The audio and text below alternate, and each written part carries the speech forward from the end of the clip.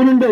വലിയ വായില് പത്രക്കാരെ കാണുന്ന സമയത്ത് പല ഷോ ഓഫുകൾ നടത്തുന്ന പാലക്കാടിന്റെ എം എൽ എ ഒന്ന് ഓർത്തോളൂ. ഇനിയും ഇത്തരത്തില് ഇന്നാട്ടിലെ ദേശീയ ബോധമുള്ള ഇന്നാട്ടിലെ ദേശീയവാദികൾക്കെതിരെ നിങ്ങൾ ഇനിയും ഇത്തരത്തിലൊരു പ്രസ്താവനയുമായി ഇറങ്ങുകയാണെങ്കിൽ പത്തനംതിട്ടയിൽ നിന്ന് നിങ്ങൾ പാലക്കാട് റെയിൽവേ സ്റ്റേഷനിൽ കാലുകുത്തണമെങ്കിൽ ഇവിടുത്തെ ഭാരതീയ ജനതാ പാർട്ടിയുടെ പ്രവർത്തകന്മാർ തീരുമാനിക്കേണ്ടി വരും. രാഹുൽ ഉൾപ്പെടെയുള്ള ആളുകളെ നല്ല തല്ലക്ക് ജനിക്കണം.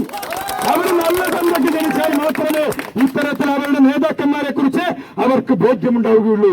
ഇത്തരത്തിൽ ഇന്നാട്ടിലെ ഈ ലോകത്ത് തന്നെ ഏറ്റവും വലിയ നേതാവായി മാറിക്കൊണ്ടിരിക്കുന്ന നരേന്ദ്രമോദിജി പറഞ്ഞിട്ടുണ്ട്, അദ്ദേഹത്തിന് ഇത്തരത്തിലുള്ള പ്രവർത്തനങ്ങൾ നടത്തുന്നതിനുള്ള പ്രേരണ ലഭിച്ചത് ഡോക്ടർ കേശവ ബൽറാം ഹെഡ്ഗേവാറിലൂടെയാണെന്നത്. നിങ്ങള് 4 നക്കാപ്പിച്ച വോട്ടിന് വേണ്ടിയിട്ട് ഇത്തരത്തിൽ മതപ്രീണന രാഷ്ട്രീയം കളിക്കുവാനാണ് ഉദ്ദേശിക്കുന്നതെങ്കിൽ നിങ്ങളിന്ന് ആരും കാണാതെ ഒളിവിലും തെളിവിലും നിങ്ങള് സാധാരണ രാത്രി സമയത്ത് ചെയ്യാറുള്ള കാര്യങ്ങള് ഇന്ന് മതിൽ ചാടിക്കടന്നുകൊണ്ട് നഗരസഭയ്ക്കകത്തുകൊണ്ട് ഒരു ഗോലം കത്തിച്ചു. ഞങ്ങൾക്കൊന്നേ നിങ്ങളോട് പറയാനുള്ളൂ. പണ്ടൊരു സിനിമയിൽ പറഞ്ഞിട്ടുണ്ട്, നീ എന്റെ കാറ് കത്തിച്ചെങ്കിൽ പകരം നിന്റെ തറവാട് കത്തിക്കുമെന്ന്.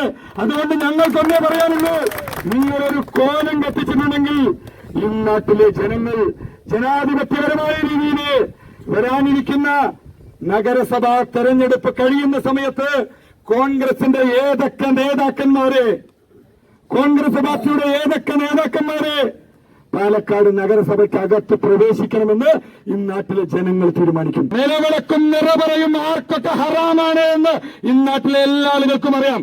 നിങ്ങള് ഇന്ന് നഗരസഭയുടെ ഒരു പരിപാടി അലങ്കോലപ്പെടുത്താൻ വേണ്ടി നിങ്ങൾ ശ്രമിച്ചിട്ടുണ്ടെങ്കിൽ ഇവിടെ കേട്ടു നിൽക്കുന്ന കോൺഗ്രസ് ആഫീസിനകത്തുള്ള ആൾക്കാർ വരെ നോട്ട് ചെയ്ത് വെച്ചോളൂ.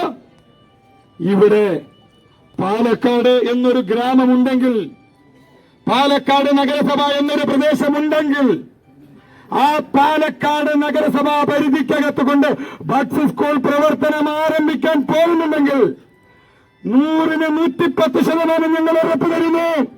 ആ സ്ഥാപനത്തിന്റെ പേര് പാലക്കാട് ഭാരതീയ ജനതാ പാർട്ടി നേതൃത്വം നൽകുന്ന ഈ ഭരണമുന്നണി ഏത് പേരാണ് നിശ്ചയിച്ചിട്ടുള്ളത്, അതിൽ നിന്ന് അണുവിട പോലും 1 ഇഞ്ച് പോലും